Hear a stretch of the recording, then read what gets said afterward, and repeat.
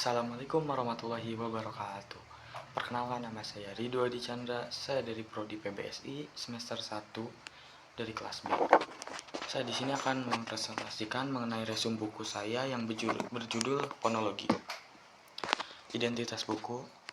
Judul bukunya yaitu Fonologi Bahasa Indonesia. Penulisnya yaitu Prof. Dr. Abdul Khair. Penerbitnya yaitu PT Rindakan Cipta. Tempat terbit yaitu Jakarta. Tahun terbitnya yaitu pada tahun 2009. Jumlah halamannya 139 halaman. Pada bab 1 menjelaskan secara etimologi. Kata fonologi berasal dari gabungan kata fon yang berarti bunyi dan logi yang berarti ilmu. Fonologi adalah cabang linguistik yang mempelajari bunyi bahasa menurut fungsinya. Dan pada bab 2 yaitu menjelaskan mengenai fonologi, linguistik, dan disiplin lain. Fonologi ialah bunyi-bunyi bahasa sebagai satuan terkecil dari ujaran beserta dengan gabungan antar bunyi.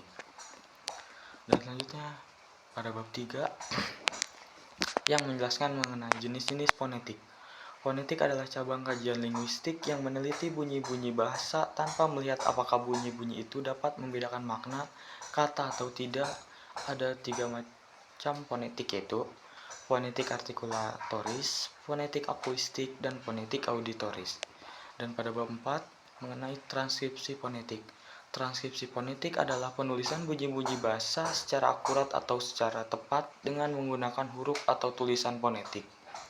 Dan pada bab 5 yaitu mengenai alat ucap yang ada paru-paru, pangkal tenggorok, rongga kerongkongan, langit-langit, lunak, anak tekok, dan pangkal lidah, langit-langit keras, ujung lidah dan daun lidah, seruk gigi, alveol dan daun lidah, gigi, ujung lidah dan bibir, bibir bawah dan bibir atas, lidah, mulut dan rongga mulut, dan terakhir ada rongga hidung.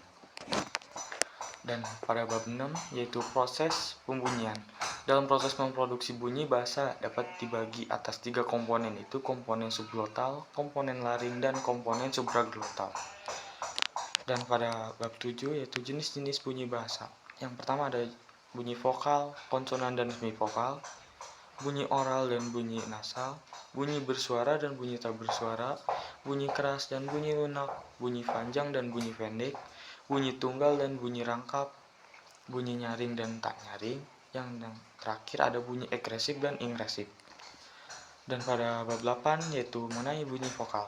Vokal adalah jenis bunyi bahasa yang ketika dihasilkan atau diproduksi setelah arus ujar keluar dari glotis, tidak mendapat hambatan dari alat ucap, melainkan hanya diganggu oleh posisi lidah, baik vertikal maupun horizontal, dan bentuk mulut.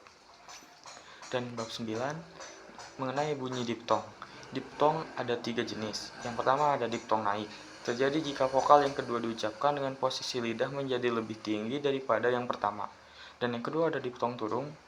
Diptong turun terjadi bila vokal kedua diucapkan dengan posisi lidah lebih rendah daripada yang pertama.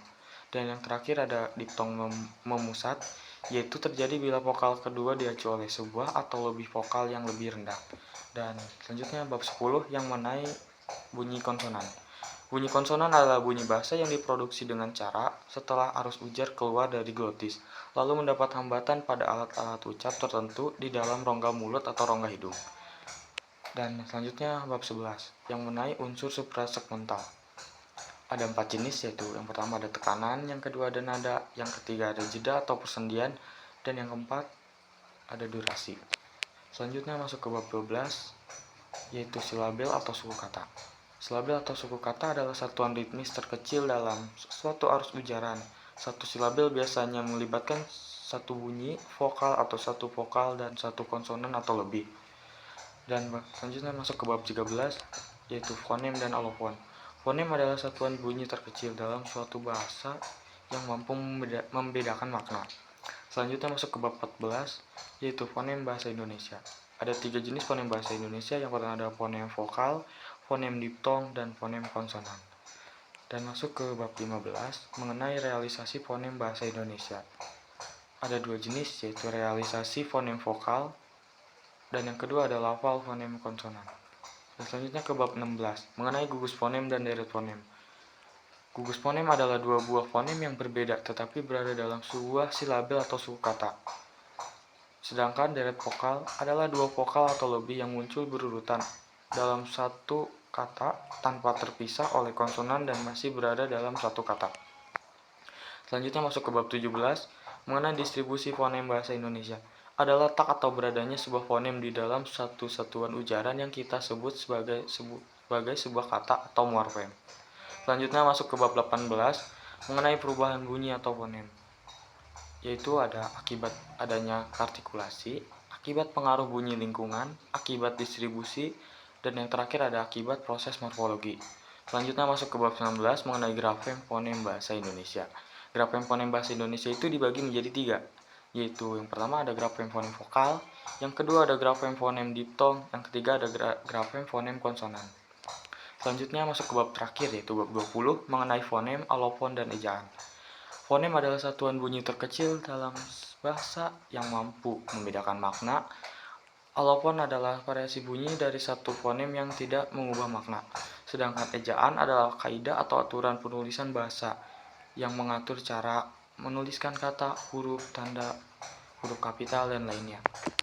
Mungkin sekian saja presentasi mengenai resum buku fonologi saya. Kurang lebihnya mohon maaf. Wassalamualaikum warahmatullahi wabarakatuh.